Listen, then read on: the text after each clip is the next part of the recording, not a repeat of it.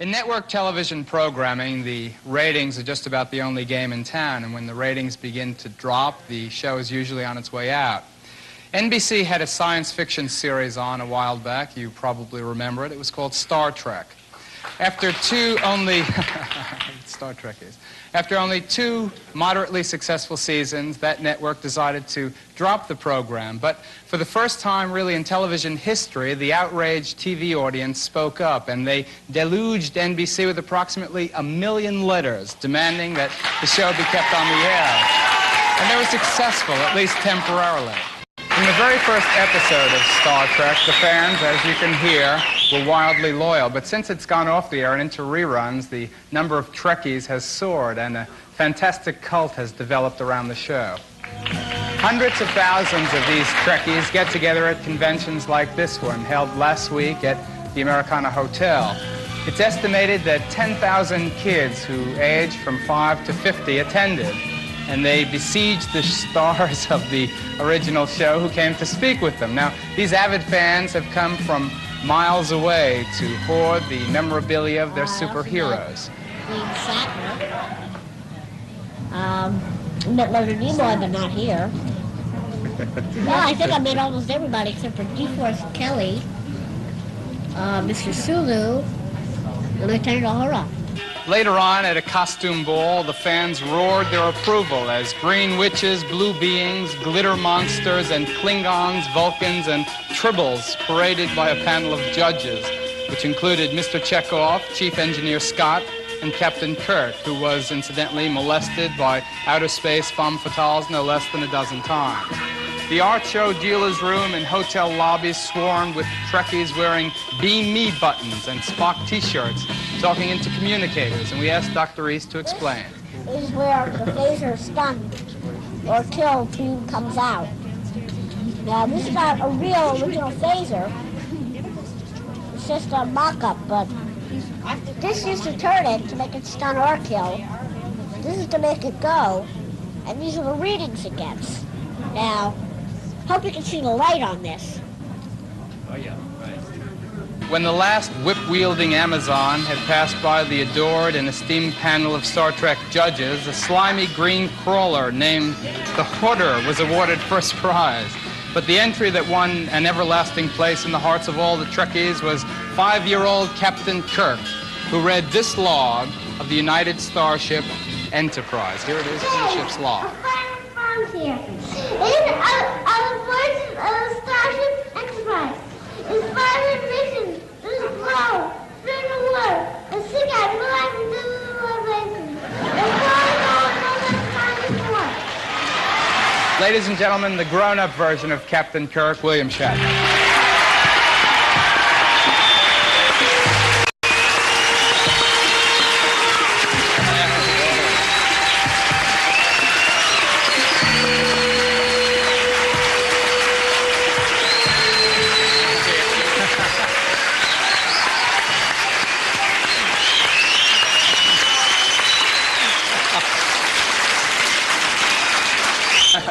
Captain, thank you for beaming onto the program. Oh, great. Thanks a lot.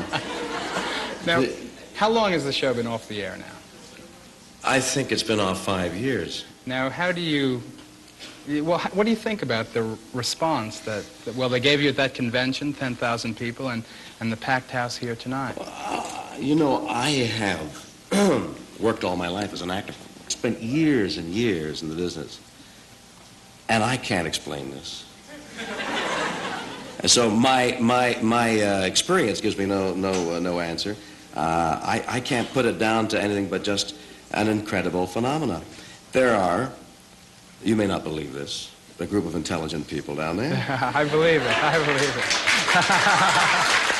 Who blue meanies, Klingons, right? Vulcans. Who are all dressed up as in some aspect of one of the characters that appeared on a series that is defunct for 5 years. I mean, no longer shooting. It has been played again and again and again. I meet people who come up and tell me lines that I've said, you know. I by now have forgotten the plot line. I mean, I'll watch a Star Trek now and wonder how it's going to come out. I always watch it. I love it. It's in reruns here in New York. In New York, it's in reruns. It goes off someplace, comes back on. It's really phenomenal. how 10,000 people showed up the day before yesterday, whenever it was, and listened, for 2 days to all that went on, and then left happy. I don't know why. Some of them left happy, some of them left colorful, What did you talk to them about? What did I talk to them about? Well, we have what, maybe 200-300 people here this evening. I've played, I guess the largest I've played was in Central Park to maybe 5,000 people in a variety show I was emceeing. I faced 10,000 people in a room, 10,000 people, and I had no prepared material at all. The night before I went on, I thought, what can I tell these people who know the scripts and the characters and the inner motivations far more than I ever did when it was fresh and I have no recollection of it? And what can I tell them? And I thought, the only thing they don't know that I know is some of the little things, how I felt about a particular incident, or in my view on a certain thing. So I thought what I'd do is I'd cut through all the malarkey and all the falderall that unfortunately surrounds that show, because so many people are making so much money out of the merchandising and I tried to cut through all that, and I hope I succeeded by just reaching out and saying, hey, here's what I think, and here's what I would like you to understand about something you like. We'll be right back with Bill Shatner, Captain Kirk. Right back.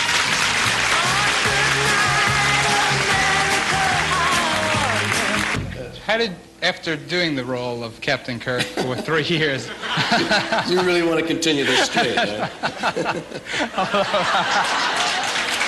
My great dream to be that logical, unemotional, totally reasonable Vulcan. I wonder if he started identifying with that. They tell me you were an attorney. But that wasn't in this world. Oh, God. Awful, isn't it? Excuse me for that, folks. Do you think, if you can fill the Americana Ballroom with 10,000 people, why can't the show come back? First of all, how do you feel about Star Trek coming back to network television, and is it a reasonable possibility? Well, I've been very busy since the cancellation of Star Trek. I really haven't had time for a holiday, is how busy I've been. I bought ski equipment last year and never made use of it, hoping to this year. By the way, I just wanted to mention that in early March, there's a Playhouse 90 that I'm doing called The 10th Level, which on CBS, which will be, I think, very good, and a film that I'm going into called The Devil's Reign, which should be fun. But yeah, fun. Great. Well, it should be fun to go and see. But Star Trek coming back, I've heard so many rumors and so much has been made of it coming back that has never reached me in concrete terms that I tend to discard everything now. The possibility exists that it might come back as an hour-and-a-half mini-series. That's a possibility. But as of this moment, Star Trek doesn't look like it is coming back, and it would be the first time it ever happened. Would you want to do that? Would you want to be Captain Kirk? Well, that's again? the question in my mind. I haven't solved it. I think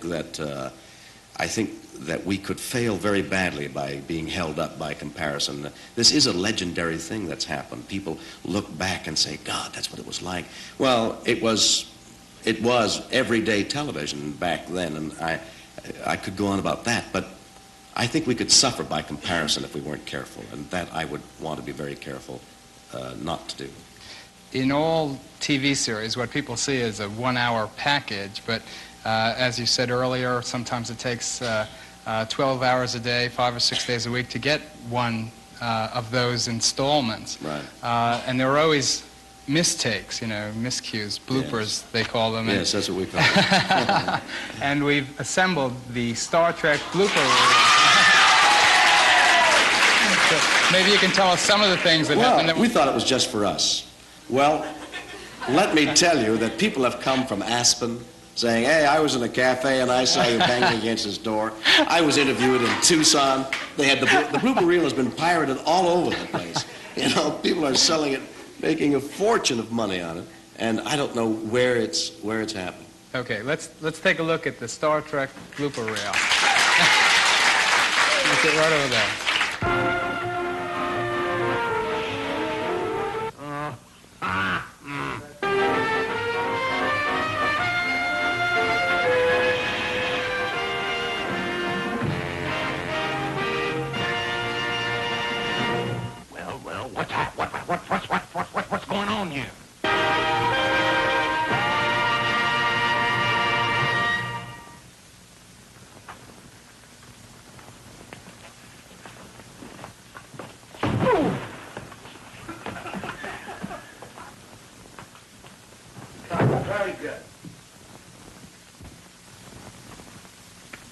Let them pass. And Captain, you're in good hands with Triple. Lieutenant, notify. Enterprise calling Starbase 6. Come in, Starbase 6. Starbase 6, here. Hiya, sugar. Spock to Enterprise. Spock to Enterprise. Come in, Enterprise. Enterprise, Lieutenant Uhura.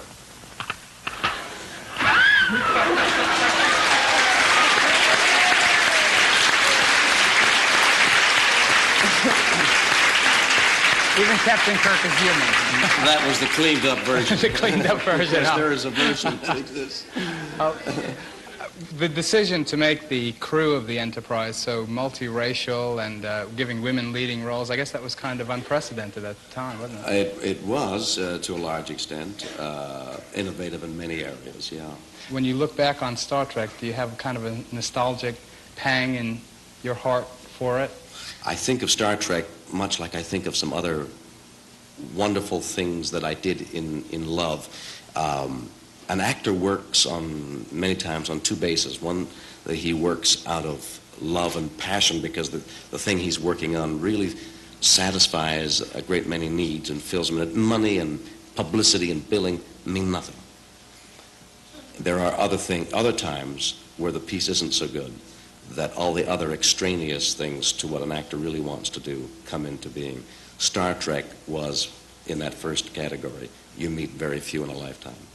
Well, thank you very much for being on. I hope that, well, if you want to be Captain Kirk again, then that's it. Otherwise, good luck to you. Right? He'll always be Captain Kirk. So, thank you for being on the show. Bill Shatner. Coming up next.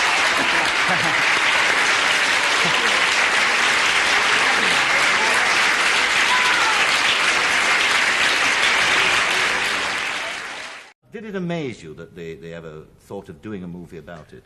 Well, after it was canceled on American network television in 1970, for about 6 or 7 years it was re-released in various independent stations in America. We call it syndication. Right. And it played at an earlier hour and became increasingly more popular during the 6 or 7 years from till about 1976, 77. At that point, it was incredibly popular. It was, at that time slot, it was beating the competition that was coming over, new programs coming over the network. At that point, I began to hear rumblings of the potential of making a movie. And Paramount Studios was thinking about making it in smaller terms, perhaps a small movie, perhaps a movie for television, or even perhaps another series. At one point, they came to me and asked me if I would like to be in it. I said, show me a script. They said, we don't have a script because we don't know whether we can get the cast or not. So I faced that catch-22 situation.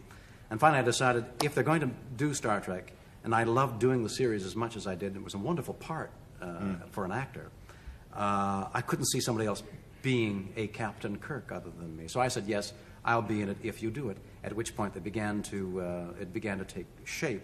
And it was only after the release of Star Wars and its huge grosses, the huge amount of money it made for 20th Century Fox, that I think that Paramount believed that they could do something. When you get, by the way, these repeats shown throughout the world, you get residuals on them. You get paid for every episode. No. You don't? No, as a matter of fact... Because we calculated that there's been 50,000 showings, something like that, throughout the world. I mean, that would have made you a bob or two, wouldn't it, if you'd have been on a residual? Yes, a bob or two, that's true. Or even a buck or two. Yeah, a buck or two, right. No, as a matter of fact, at that time, the Screen Actors Guild, SAG, the rulings then were 5 showings, and there was no need to pay any more residuals. So the first 5 showings, I guess, were in the first month of its re-release. Right. So in effect, our faces have been before the public of the world, and what we sell, our face, was not compensated for. I think that's awful. We shall have a silver collection for you. Yes, I was going to pass the hat myself. Now, the fans that you've accumulated around the world are a very specific group of people. They're called Trekkies, aren't they? Well, they have recently, I found out, they wish to be known as Trekkers. Trekkers, why is that? I haven't the faintest. Well, is it possible to define them, or do they come from every kind of walk of life? Well, I think they come from every walk of life, and some running for life, I think. But I guess they're united by their enthusiasm for Star Trek, and that is the unifying concept. You know, there's a story I'd like to tell you that I know you're not prepared for. That makes a change. But it does have to do with Trekkies or Trekkers. It doesn't really matter what they're called. They like Star Trek. And I was terribly moved when I heard the story, and I would love to tell it to you. I was being driven someplace to the studio, I think, and the driver turned to me and he said, I asked to get on this assignment because I wanted to meet you. Something happened to me during the Vietnam War, and I wanted to tell you. Now, I was told you would laugh at what I'm going to say, but I wanted to tell you anyway. He said that he had been a soldier in the Special Forces during the Vietnam War and was captured after 6 months of service and was put in jail in their ovens. And he said to me that the things you might have seen in Deer Hunter and in Apocalypse Now, it doesn't come anywhere close to the kinds of things that my 10 fellow inmates were subjected to. Water up to the neck for a week, bound hand and foot in a fetal position for a week, and then the worst thing was to be unbound and the blood rushing to those muscles, the incredible pain. Is that we were driven to the point of insanity, and we were close to losing our lives. And there were so many of us that had nothing in common. We came from different states of the Union, different socioeconomic brackets. We had nothing in common except the one thing that we all found that we loved, which was Star Trek. And it sounds funny, but the story itself is not. He said the only way we kept ourselves alive was to play what became known to them as the Star Trek game. The Viet Cong were known as the Klingons. And each soldier would assume another role, Captain Kirk or Mr. Spock or Bones, whatever. And they strived to remember each episode because they were so immersed in Star Trek, these young men, that they could remember episodes dialogue for dialogue, word for word. And they played this game day after day, week after week, and preserved their sanity, and in some cases saved their lives, although some were lost, by playing the Star Trek game. I heard that story, and I was so moved. And I realized that as much fun as we have with Trekkies or Trekkers, and I don't disparage anybody's enthusiasm for the show. I lead the enthusiasm, of course, but I couldn't believe that anything as meaningful could happen to an actor in a role as that story. Yeah, quite extraordinary. Do people, though, do the Trekkies in the extreme cases, do they actually, because you do go along to conferences, conventions, don't you? I've gone to about a half a dozen. Yes. Do they actually believe that you are Captain Kirk? No, I don't think that they've reached that point of insanity. You talk about being an institution. You want to be an institution, right. Get into an institution. No. They don't think I'm Captain Kirk. I think I'm Captain Kirk. That's all right. One time, I was on a go-kart place. You have go-karts here? Yes, right. And going around in a go-kart with my 3 kids, and I was riding the herd on them. I was protecting my 3 kids because, in addition to the 3 of us on the track, were a number of young wild kids that hopped up on something, and they were whizzing around, and we were going slowly. So I was riding the patriarchal herd. And as we came towards the end of our ride, one of the kids smashed into me as I was in back, just behind my child, and cut my finger, and I was angry, the outraged father. And this was a kid about 19 or 20. He was a violent young man, but I was even more violent. I picked him up, and I raced him, and I threw him to the ground. I was insane with anger. And I turned around, and there was 3 other kids coming at me, 3 young, hard-muscled men coming at me. And on the show, I had devised techniques to hit stuntmen and you can hit a stuntman at great. You can be a foot away from them as long as they move their head at the right moment. You don't come anywhere near them. Well, I had devised this technique of leaping up into the air and kicking a guy in the chest with both feet. And the stuntman would then reel back, hit a wall, and fall to his sit down, because it was obviously Captain Kirk's blow was overwhelming. Whereas, in fact, it wasn't so. And now these three guys were coming at me, and in that instant, I thought, hey, wait a minute, three guys, I can take that. I can deal with this guy. What I'll do is I'll leap into the air, and I'll hit that guy with both feet. And in that same instant, I realized Newton's law, reaction and opposite reaction. If I hit him with both feet, I'd fall to the ground. And they'd stomp me to death. I began to talk very quickly.